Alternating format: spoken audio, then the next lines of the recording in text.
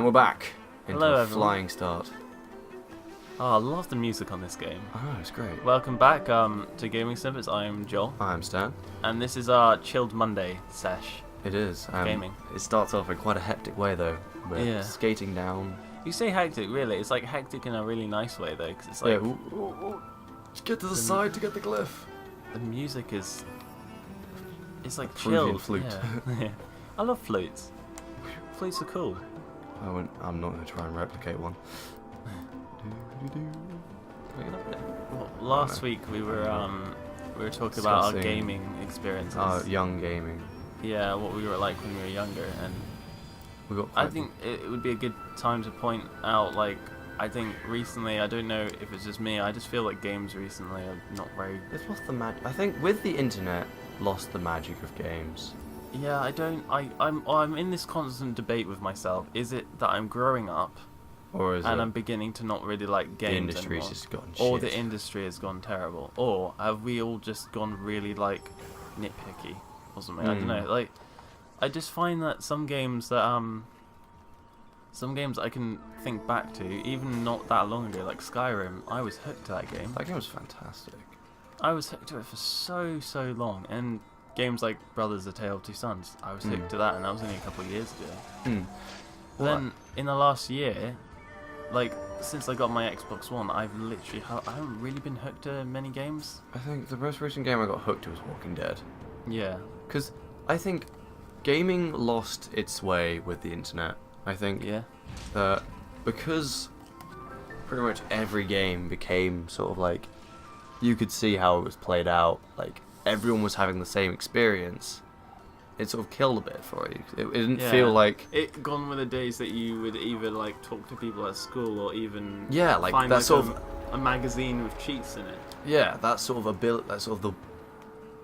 That was cool. Like, Remember, like, when you sort of, like, you play a game and you sort of say, oh, did you do this, or did you find the secret here? Yeah. That's It's like, sort of you gone found now. that secret, haven't you? Like, Yeah, and like you could tell people about it, and people were like, "Oh my god, really? Yeah, I found this thing. It's so cool." But then, like, that's why games like Skyrim and like Walking Dead that are so organic, and you get such a different experience each time, just make it so much better. It sort of relights the spark a bit, because it feels so much less of like an experience that's like that you are in this world, not just these things happen to everyone. it Just feels like that. There. Like, I get that. No. I also feel like recently a lot of franchises are still clinging on to the first experience of what you play. Like Assassin's Creed, I've never really been one for it, but I've constantly hear from people how the first one's amazing, and how because like it was so much like, again, it had the organic feel to it, where like what you do is, because it would sort of, it says pretty much, here is your target, find a way to kill him. Yeah. And like it's just so much less structured now. Well, it's so much more structured now. Damn.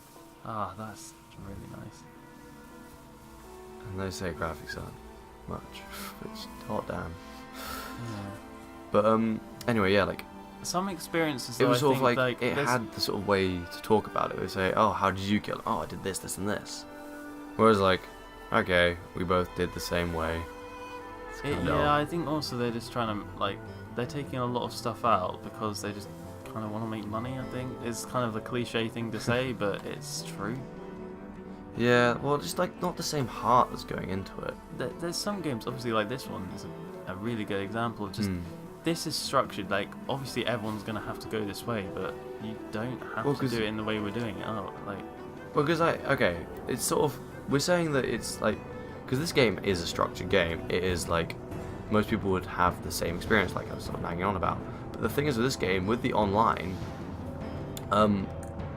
it isn't like that, because you can meet someone online and have a totally different like experience than them. Like, personal example, I once played like the whole game with someone. Actually, I don't. I've just realised this. I'll talk about this story later. Okay, I'm gonna postpone the story later. So, Okay. Because it sort of involves later on in the game. Fair enough. But yeah, just like the organic.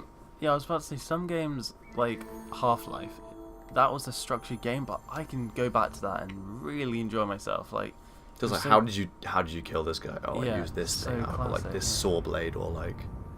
Yeah, it was awesome. Oh dear. Go on. Yeah, and then as I was saying earlier, was it just because I'm getting older? Have I began to like sort of critic games a bit more? Because like, you know, I'm looking for more of a challenge. I think when I'm playing games, I want to sort of be I either want to be completely taken away out of the world, sort of sucked in, or I want something that's like quite challenging for me to like sort of puzzle my way through. Oh no. Whoa, what's going on in this story? Pretty much just showing how like sort of Everyone's the turning powers eventually began to leave. Are they is it because they're turning away from it? Well, like the power side to leave, so they tried to find new ways to sort of make energy. Hence why those weird carpets were being trapped, I'm guessing. So they tried to harness the power, but it didn't really work out. But yeah, it's just sort of, I don't know. Like, I think it's hype as well. Hype is being pushed to a point where like you just cannot play a game like in E3, like things like E3, which are literally just like pre-rendered trailers of like. They're literally the hype centrals. Yeah, And it's like I it's fall just for once it every year. pre-orders. Do you? I fall for most of them every year. I bought Destiny, so I guess I do as well. Yeah, we're all suckers for that game. Mhm. I don't understand. I played it. I loved it in the first couple of weeks. Really? Yeah, I really did. And then, but a part of me, that was because I wasn't playing the main story. I was holding it back, holding it back. And then when you sort of finished it, like, oh. I finished it after a couple of weeks, and then I was like, I understand why everyone was so complaining to me, like, because you played it with James. Did you ever actually finish the story? Or just I know around it. I just didn't care. Like, I just did not like have that. Yeah, you need something. The way I the don't know, game was, the way the game was like sort of marketed was the game that you could explore, you could lose yourself in. Like, I didn't get that. Organic nature, which you've been talking about. It was sort of built up to be that, but then it was sort of just instantly shot down because it wasn't. it wasn't that at all. It was trying too hard, I think. Bloody lies. Yeah.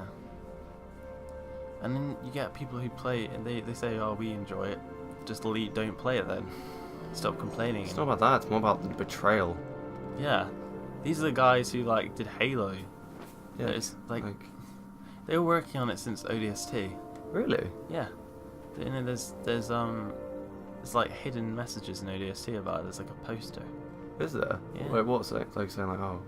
I can't remember, but it was a picture. Destiny. It was like a picture of the Earth and the Traveler next to it or something. Oh wow. Yeah, and it was all the way back then. They had the idea, and it was a cool idea, but it didn't, you know, it just didn't work. I don't know.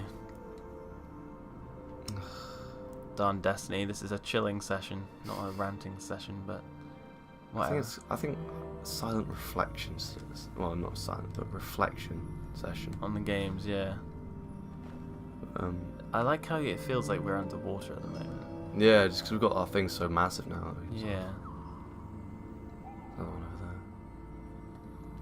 I find like I can replay this game over and over again though. yeah. I really can. There you go, another thing. I think hopefully, what games are you looking forward to this Hotline year? Miami 2. That's about Yeah. it, really. Like, I don't know, there's just nothing really that sort of grabbed me. I mean, apart from Hotline Miami 2 has grabbed me because I know that Devolver Digital are good.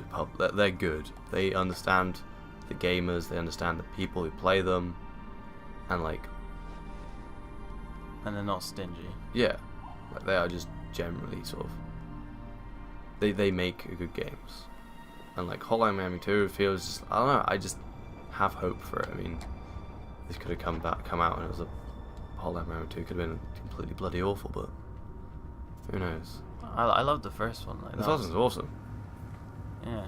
Like you did a video for it way back. Oh, that was like my first video, wasn't it? Yeah, I think that Wait, was. I think it was FTL my first video. I don't know actually. I don't know. I think I did FTL. That was like the best I've ever done on FTL though. Yeah. I did really well on that one. And then Yeah, I think the series finished.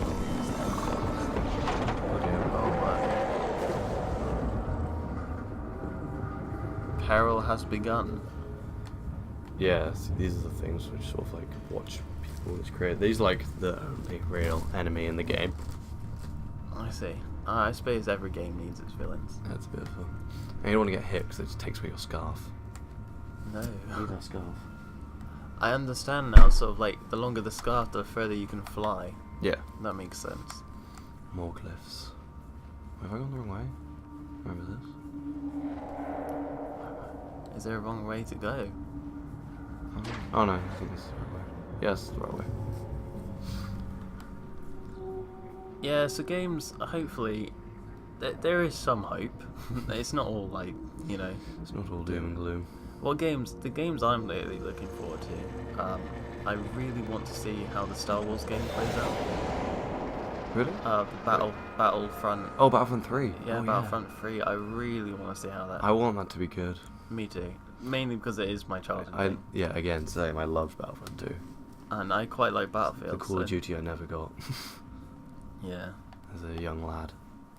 But, because I just, oh god, the amount of hours I sunk into that game. The games I played the most is like, that game, Nightfire, James Bond 007 Nightfire, and, oh, bloody hell. Nightfire and blah, blah, blah. It was, Hit and Run, that's it. I sort of progressed in my maturity when it comes to games. It was quite a slow sort of climb, but it went from stuff like Simpsons Hit and Run, Sonic Heroes. What a game. I played Sonic Heroes actually. And then it sort of like went to Lego, but like Star Wars Lego too. I never actually played the Lego game. I love that one. And then from the Star Wars Lego, I went from Battlefront to Battlefront 2. And then from Battlefront 2, I went to Halo. Then from Halo, I've gone to like Battlefield. What Halo did you start on? Halo 2, actually. Oh. My friend, he like never went on his old Xbox. And as I was saying a couple of weeks back on another episode, that where all the games went dry, and I played Battlefront 2 to death, really. I was really looking for like another sort of sci-fi game to play, and he gave it to me. I still have the copy. Alright, so he gave you that copy? Well, he gave it to me for borrow, but I never really gave it back. It was really bad of me. What for? Oh, to borrow. Oh yeah. Yeah, to borrow, and I've never really given it I've back. heard my friends Call of Duty, like Modern Warfare 2, for like, I've had that for bloody ages. It's really bad. Like when I moved, I wasn't really great friends with him, so I never gave it back to him. Oh right. But yeah. Anyway, I played that. It was awesome. Got Reach. I never actually was a big Halo 2 guy. Really? Like, I don't know. Like everyone's like, loads of people say it's the best one, but a lot of people. I do never say really it's finished sort of it. like Halo 1 was great because it was like the original. But then Halo 2 they just improved upon it. And then everyone says Halo 3. It really is your opinion, to be honest. What do you think about Halo 3? I my never, favourite as I Halo said, game. I never really played Halo 3 because I had the original Xbox, played Halo 2. By the time I got my 360, Halo Reach had come out, so Alright. I sort of went back to it occasionally. See, Halo 3 was like the one I played. The bread That and was what defined Xbox for me. That was like what I couldn't get in my GameCube. Yeah. Like all these like amazing graphics and sort of Amazing like gameplay. So. yeah, like all this crazy stuff. Like whenever I went around someone's house, I'd play Halo 3. Thing is, I never had that with Halo 4 though. Alright. I never. Yeah. It was like, it's like Halo 3 was the big finish. Yeah. It was like, oh. And they did say it was like the last one. Well, they said Reach was going to be that last one, but Yeah. And Halo 4 came out. But I think there's a good place to stop actually. yeah. Thanks The for door's open. thanks for joining us. Thank you very much. Join us next week when we'll be playing this. So Finish. good. Okay. See ya. See ya.